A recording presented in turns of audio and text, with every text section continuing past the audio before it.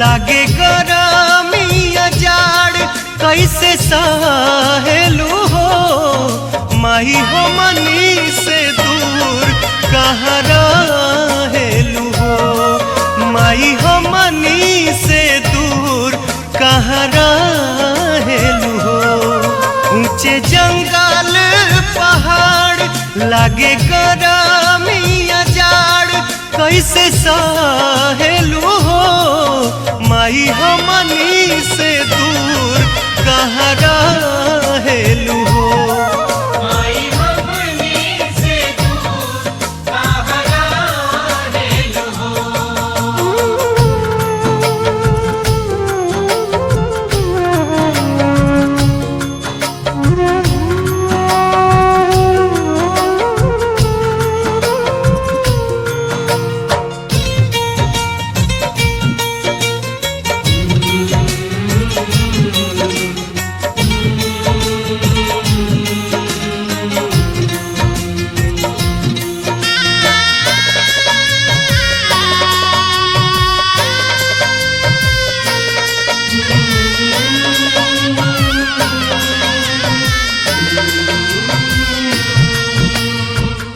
अतना बेटा के बाड़ू एगो महतरिया हट के रहेलू माई कौनी नगरिया।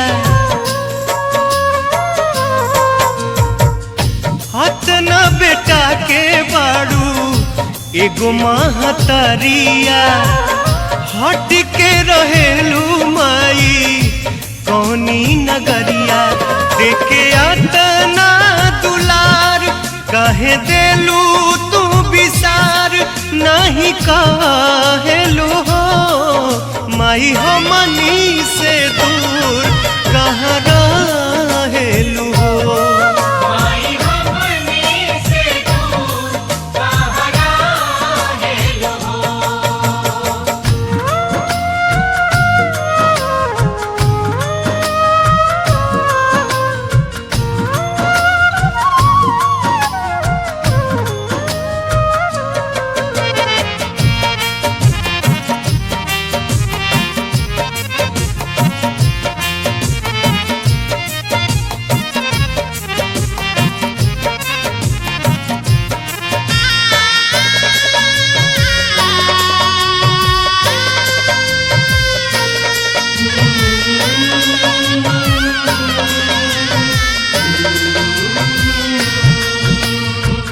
केहू से कहीं केहू नहीं बतलावे रहेलू तू कहाँ केहू नहीं पहुँचावे।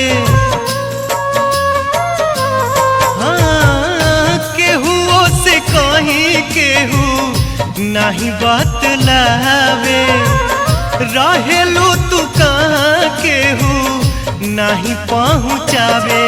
अतना नीचे नीचे खाई अतना ऊंच रे चढ़ाई कैसे चढ़ेलू हो माई हो मनी से दूर कहाँ रहेलू हो।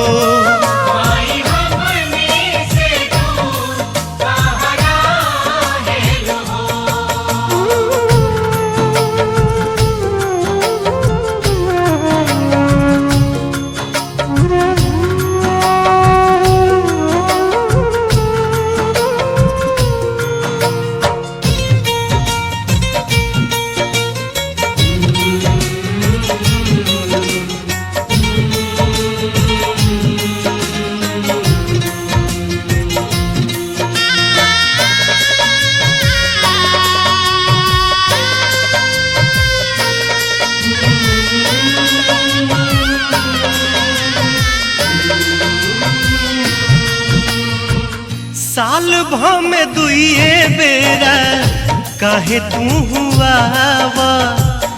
ममता लुटा के ढेर खूब फुसिलावा।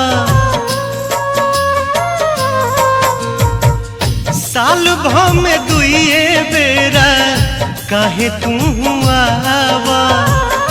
ममता लुटा के ढेर खूब फुसिलावा हम पूछी एक बार दुइये दिन के दुलार काहे करेलू हो माही हमनी से दूर कहाँ रहेलू हो ऊंचे जंगल पहाड़ लागे गरमिया जाड़ कैसे सहेलू हो माई हमनी से दूर कहाँ रहेलू हो माई हमनी से दूर कहाँ रहेलू हो माई हमनी से दूर कहाँ रहेलू हो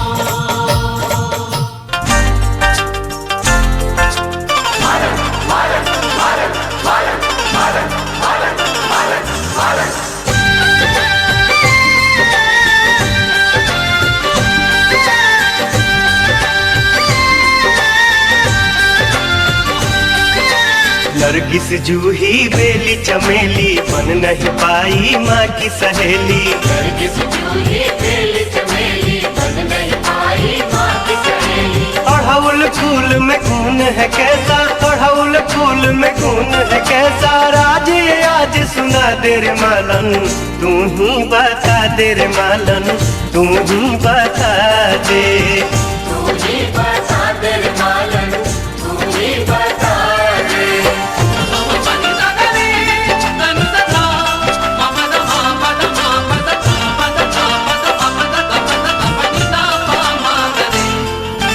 गेंदा गुलाब चंपा फूलों में है ये प्यारे क्योड़ा या रात रानी इनके बड़े नजारे सूरजमुखी के जैसा कोई फूल नहीं है सूरजमुखी के जैसा कोई फूल नहीं है इतना प्यारा कमल भी माँ को पसंद नहीं है क्यों माँ को पसंद नहीं है रे मालन तू ही बता दे रे मालन तू ही बता दे तू ही बता दे रे मालन तू ही बता दे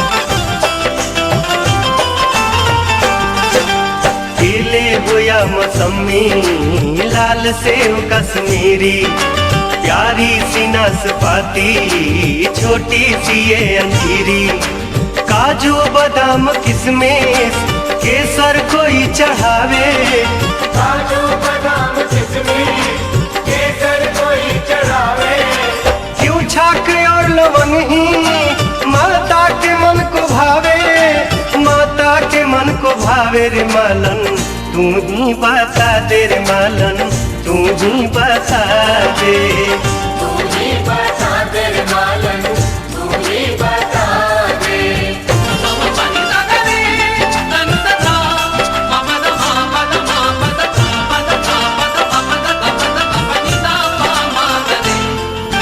प्यारा सा इस जहां में रंग है बहुत ही प्यारे दुनिया है सतरंगी प्यारे प्यारे नजारे हरा हो या गुलाबी नीला हो या हो पीला काला हो या गुलाबी नीला हो या पीला माँ को पसंद न जाए क्यों लाल रंग ही मीला क्यों लाल रंग ही मीला रे मालन तू ही बता दे रे मालन तू ही बता दे तू ही बता दे रे मालन तू ही बता दे नरगिस जूही बेली चमेली बन नहीं पाई माँ की सहेली नरगिस जूही बेली चमेली बन नहीं पाई माँ की सहेली अड़हुल फूल में खून है कैसा अड़हुल फूल में खून है कैसा राज आज सुना दे रे मालन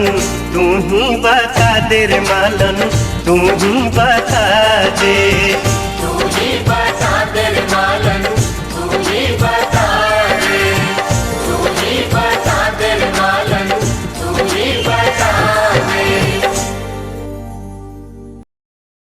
माँ दुर्गा जी की तीसरी शक्ति का नाम चंद्र घंटा है। नवरात्रि उपासना के तीसरे दिन इन्हीं के विग्रह का पूजन आराधना किया जाता है। इनका ये स्वरूप परम शांतिदायक और कल्याणकारी है।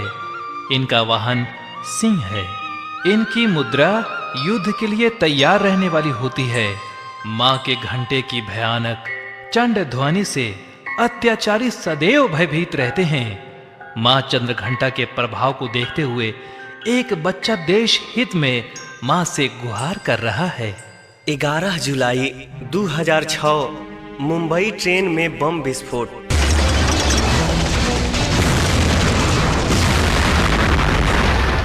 एगो और आतंकवादी हमला। आंख के सोझा सैकड़ों इंसान मांस के टुकड़ा में बदल गईले। छोटे छोटे लड़का औरत केहू ना बाँचल माई। धर्म के देश में अत्याचार के चरम सीमा पार हो गईल बा। देश में शक्ति के कमी नइखे माई। सांच बोले के हिम्मत के अभाव बा। रोग कहीं और बा, इलाज कुछ और हो रहल बा। देश के 1 अरब जनसंख्या में से एगो छोट लड़का रवा से कुछ सहायता मांगता माई। तनी गुहार पर विचार करे।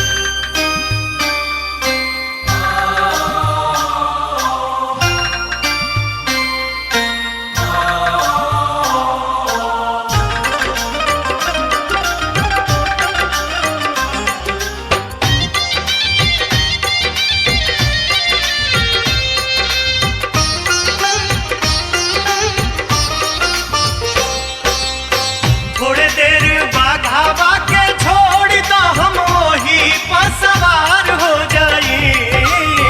थोड़े देर बाघावा के छोड़ दा हम वही पर सवार हो जाई। हे मई हो तने तू दे दा सकती आया अकेले सीमा पार हो जाई। हे मई हो तने तू दे दा सकती आया अकेले सीमा पार हो जाई। थोड़े देर बाघावा के छोड़ दा हम पर सवार हो जाई। थोड़े देर बाघावा के छोड़ दा हम वही पर सवार हो जाई। हे मई हो तने तू दे दा सकती आया अकेले सीमा पार हो जाई। हे मई हो तने तू दे दा सकती आया अकेले सीमा पार हो जाई।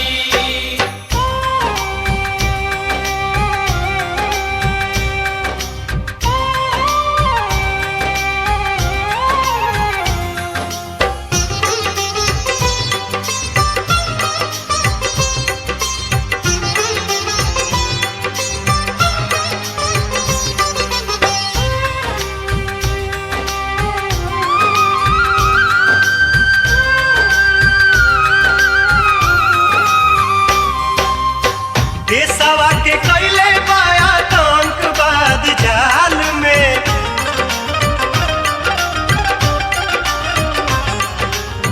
जियब चाहे मुअब खत्म करब हर हाल में।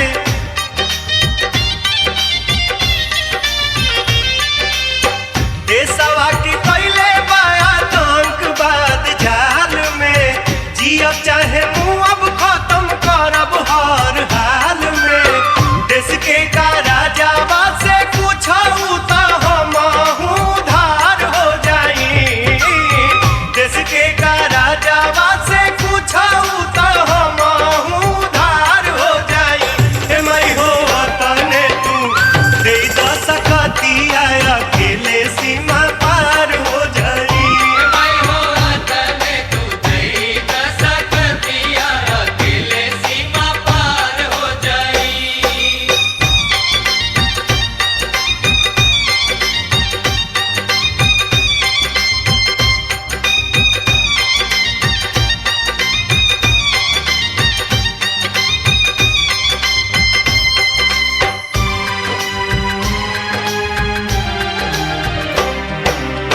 लंका असुरा है के ठेकाना इनकर जार दे।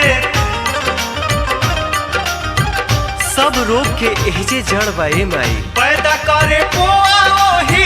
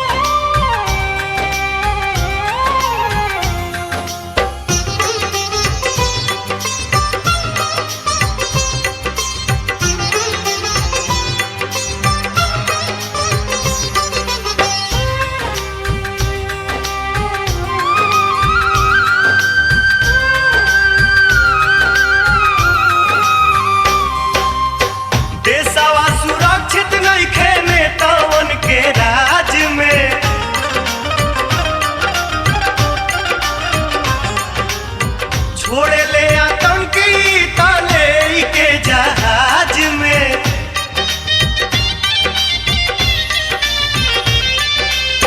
देशवा सुरक्षित नहीं खे नेतावन के राज में। छोड़े ले आतंकी ताले के जहाज में। पूछऊ तो करा महतारी न तो देश में अंधार हो जाई। पूछऊ तो करा महतारी न तो देश में अंधार हो जाई। रे मई हो तने तू दे द सकती आया अकेले सीमा पार हो जाई। मैं हो तने तू दई द सकतिया अकेले सीमा पार हो जाई। थोड़े देर बाघावा के छोड़ द हम वही पर सवार हो जाई। थोड़े देर बाघावा के छोड़ द हम वही पर सवार हो जाई। ए मई हो तने तू दे द सकती आया अकेले सीमा पार हो जाई। मैं हो तने तू दई द सकतिया अकेले सीमा पार हो जाई। ए मई हो तने तू दे द सकती आया अकेले सीमा पार हो जाई। ए मई हो तने तू दे द सकती आया अकेले सीमा पार हो जाई। ए मई हो तने तू दे द सकती आया अकेले सीमा पार हो जाई। ए मई हो तने तू दे द सकती आया अकेले सीमा पार हो जाई। मेले में आए हुए सभी दर्शनार्थियों का दुर्गा पूजा समिति हार्दिक अभिनंदन करता है और करता ही रहेगा। मेले में आए हुए सभी दर्शनार्थियों से मेरा नम्र निवेदन है कि मेले में भीड़ ज्यादा है, इसलिए अपने अपने कतार में ही चले। धन्यवाद। तनी माइकवा में बोल दी ना भैया कि हमर मरद हमरा के मिल जास। अच्छा तू इतना हवड़ाई काहे बाड़ू? तहर मरद मिल जाइए, पहले ई तो बताओ कि तहर मरद के नाम का हो। हमर मरद के भोला नाम है भैया, हमर मरद के भोला नाम हो। अच्छा ये बताओ कि तहर मरद तारा से छूट कैसे गईले? हमने के छोला खात रही जा, ओजे से कहां तो चल गईले भैया। अच्छा हम माइक में बोल देता नहीं। कदी ही लांस हमरा सैया के बुलवा दी। कदी ही लांस हमरा सैया के बुलवा दी। भीड़ भड़का में छुट गई ने उनका से मिलवा दी। भोला तोहर में हरी भुलाइल बिया, मेला घूमे में जाहू बहाइल बिया। हो देवी पंडाल भी आइल बिया, ले जाए भोला तेराइल बिया। अभी इस बातों को देखते हुए सभी दर्शनार्थियों से मेरा अनुरोध है कि कृपया अपने अपने परिवार का साथ ना छोड़े। भीड़ काफी बढ़ गई है। धन्यवाद।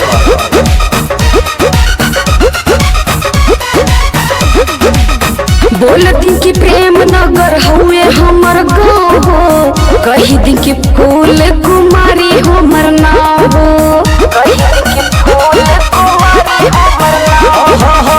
होके बिया कर अपन नाव गाँव बतावे, अधवे जिलेबी लेके सीधा चुबावे। देखे हमरा देखल ता बोल घरे कैसे जाई।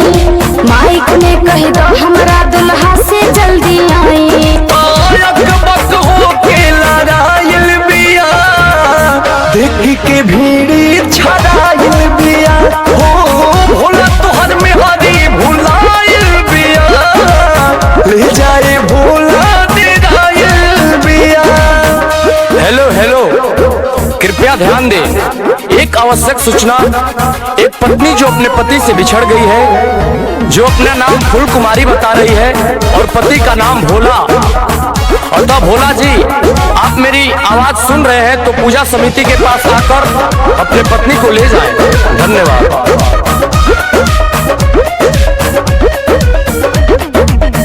फुलवा खिया के गईले उनका ना बुझाए, रही गईनी हम तो ही में अझुराइल, रही गईनी हम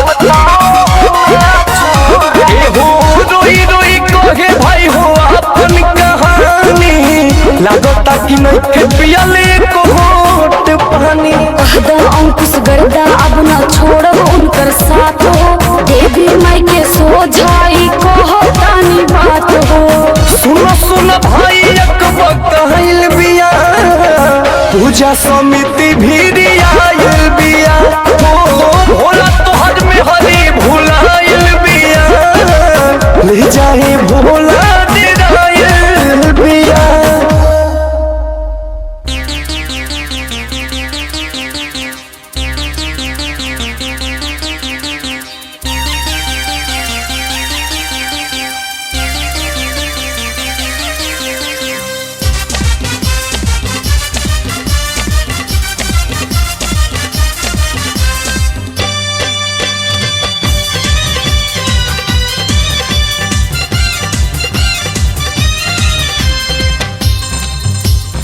सब देव तो भी आई गोहरैबे करी, माई चरण में अलख जगैबे करी। जब ले शक्ति के सबके जरूरत रही, तब ले माई के पचरा गवैबे करी। दुर्गा माई की जय।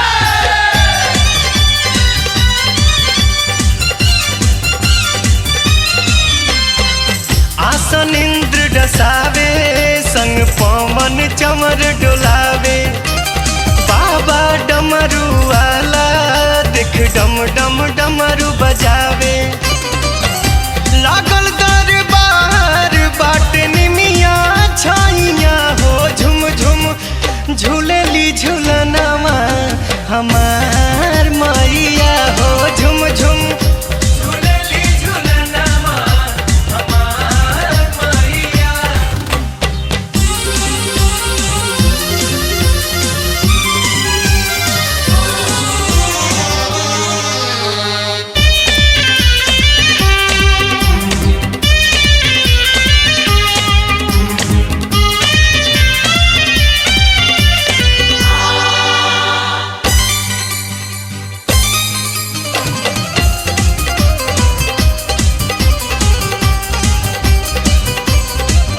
आज माई दुअरिया सब देव तो करे बनिहारी, सब अरज लगावे जुटी सभे बोले जयकारी।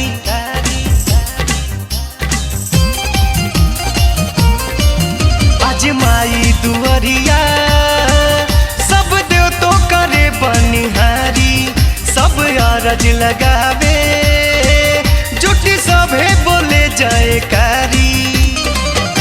अढ़ौले आइले खुद भैरो भैया हो, झुम झुम झूलेली झूलनमा हमार मैया हो, झुम झुम झूलेली झूलनमा हमार मैया।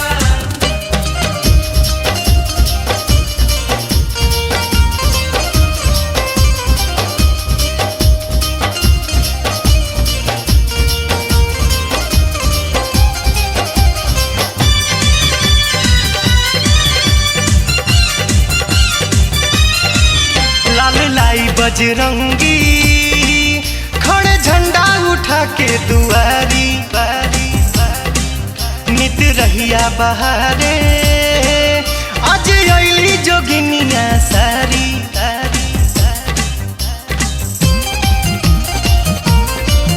लाल लाई बजरंगी खड़े झंडा उठा के दुआरी, नित रहिया बहारे आज अइली जोगिनिया सारी। विष्णु जी माई के पखारस पैया हो, झुम झुम झूलेली झूलनवा हमार मैया हो, झुम झुम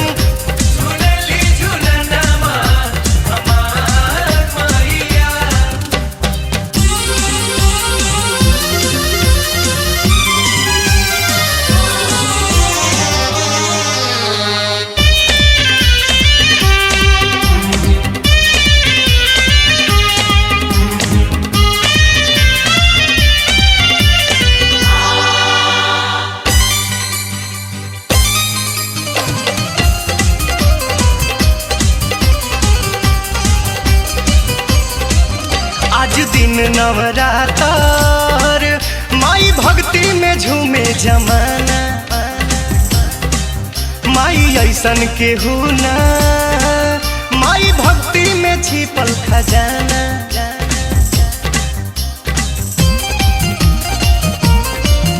आज दिन नवरातर माई भक्ति में झूमे जमाना।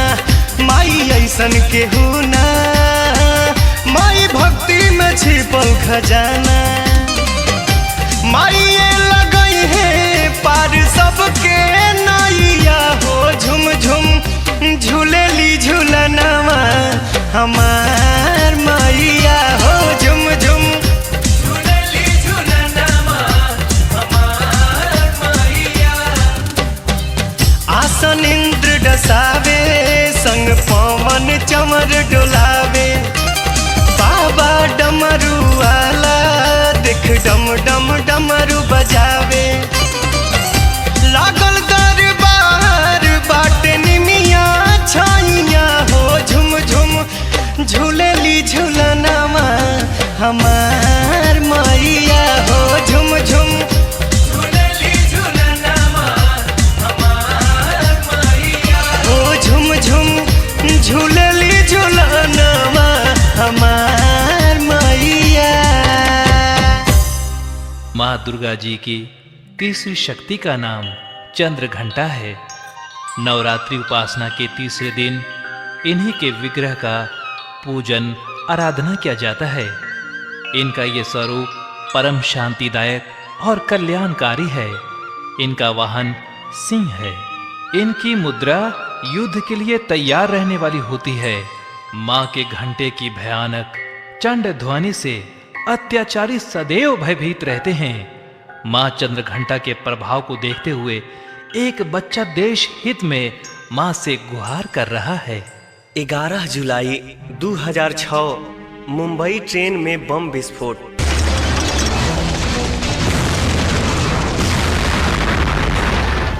एगो और आतंकवादी हमला। आंख के सोझा सैकड़ों इंसान मांस के टुकड़ा में बदल गईले। छोटे छोटे लड़का औरत केहू ना बाँचल। माई धर्म के देश में अत्याचार के चरम सीमा पार हो गईल बा। देश में शक्ति के कमी नइखे माई, सांच बोले के हिम्मत के अभाव बा। रोग कहीं और बा, इलाज कुछ और हो रहल बा। देश के 1 अरब जनसंख्या में से एगो छोट लड़का रवा से कुछ सहायता मांगता। माई तनी गुहार पर विचार करे।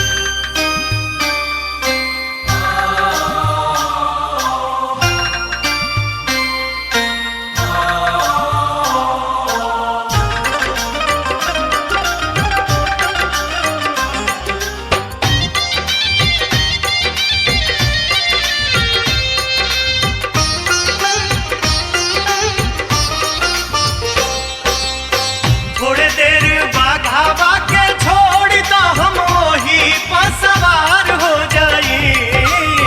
थोड़े देर बाघावा के छोड़ दो, हम वही पर सवार हो जाई। हे मई हो तने तू दे दा सकती आया, अकेले सीमा पार हो जाई। माई हो तने तू दई द सकतिया, अकेले सीमा पार हो जाई। थोड़े देर बाघावा के छोड़ दो, हम वही पर सवार हो जाई। थोड़े देर बाघावा के छोड़ दो, हम वही पर सवार हो जाई। हे मई हो तने तू दे दा सकती आया, अकेले सीमा पार हो जाई। माई हो तने तू दई द सकतिया, अकेले सीमा पार हो जाई।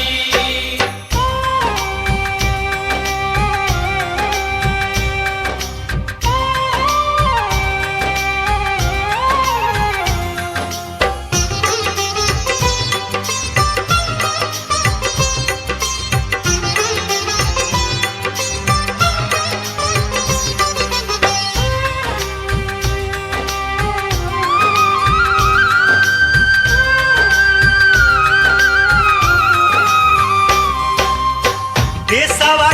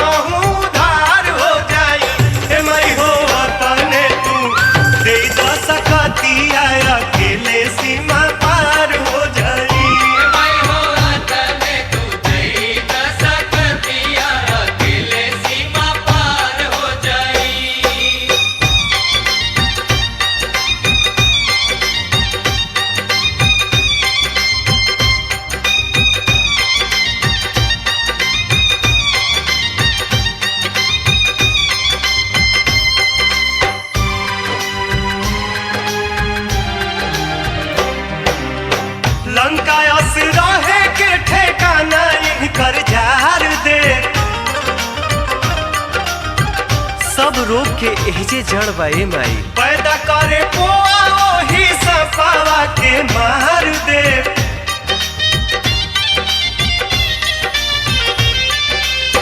लंका रहे के ठेकाना इनकर जार दे। पैदा करे पोआ ओही सपावा के मार दे।